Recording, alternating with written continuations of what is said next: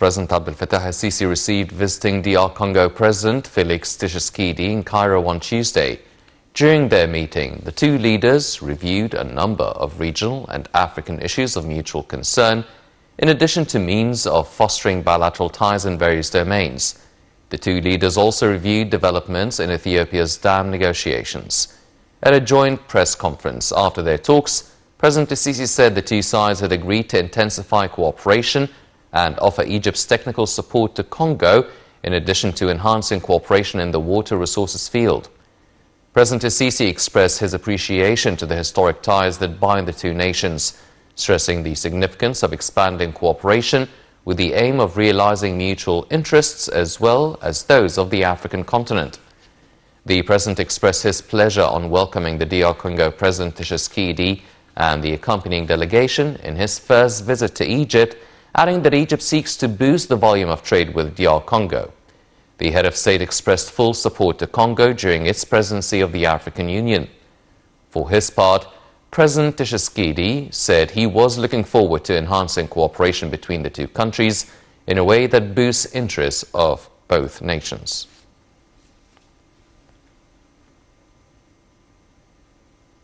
Meanwhile, President Abdel Fattah el-Sisi received a phone call as well from his South African counterpart, Cyril Ramaphosa, on Tuesday that tackled a number of African issues of mutual concern. Presidential spokesman Bassem Rodi said the two leaders reviewed ongoing preparations of the upcoming annual African Union Summit, which will be held via video conference. During their telephone conversation, President el-Sisi congratulated the South African leader for his successful AU presidency during the year 2020, which coincided with a number of regional and international challenges, including the coronavirus pandemic that had negative repercussions at the political, economic and social levels. For his part, Ramaphosa expressed his appreciation to Egypt for its support to his country in all aspects of continental works during its AU presidency. He said such support reflects Egypt's keenness under the leadership of President el-Sisi to prioritize mutual African state interests, in addition to seeking settlements for crises and issues facing the continent. On Ethiopia's dam negotiations, the South African leader hailed Egypt's positive efforts during the current trilateral negotiations with Sudan and Ethiopia under the leadership of the African Union. Ramaphosa expressed hope that the coming stage would witness progress regarding this crucial and vital file, as the DR Congo is due to take over the AU presidency, hoping the two sides reach a legal binding framework that preserves Egypt's water rights. Prime Minister Mustafa Madbouli called on contracting companies taking part in the development of Egyptian villages within the presidential initiative dubbed Honorable Life to prepare all equipments needed to implement sewage projects across targeted villages. Speaking during a follow-up on the implementation of the sewage projects in 51 centers within the initiative, Madbouli ordered the employment of an official for each of the 51 centers to be in charge of overseeing the implementation of the project. The Prime Minister said the person in charge would be aided by a highly efficient work team. Madbouli directed to present a daily report on work implemented within the project. Prime Minister Mustafa Madbouli presided over a cabinet meeting via video conference on Tuesday, and during the meeting, Madbouli said the men's handball championship, which held under the auspices of President Abdel Fattah el-Sisi, affirmed Egypt's huge capability to organize such an international event. The Prime Minister also reviewed a report on Egypt's economy prepared by the International Monetary Fund and Moody's rating agency over measures being adopted by the government to combat the repercussions of the novel coronavirus crisis.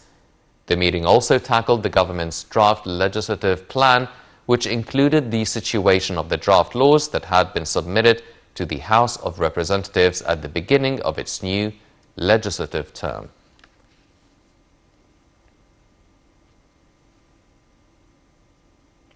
Foreign Minister Sameh Shukri stressed on the importance of reaching a binding legal deal over the filling and operation of Ethiopia's dam to achieve the joint interests of all concerned parties. Shukri was speaking during talks with Brazil's foreign minister through a video conference. The talks tackled a number of regional and international issues of mutual concern in addition to means as well as boosting bilateral ties. Officials said both sides stressed the strength of ties between the two countries and expressed willingness to expand deliberations over issues of mutual concern.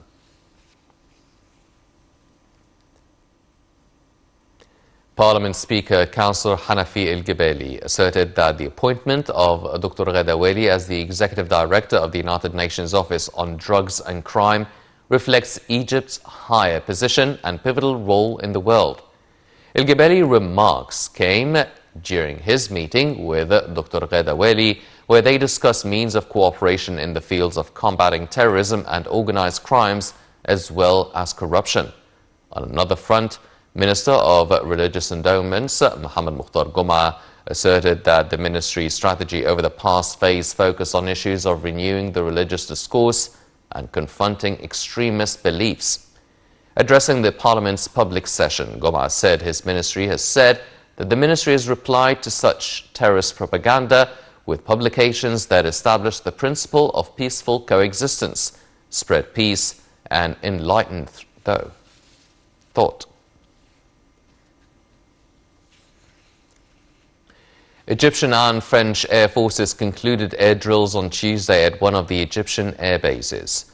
According to a statement by the armed forces, multi-role combat aircraft of various models took part in the exercise that kicked off on Saturday.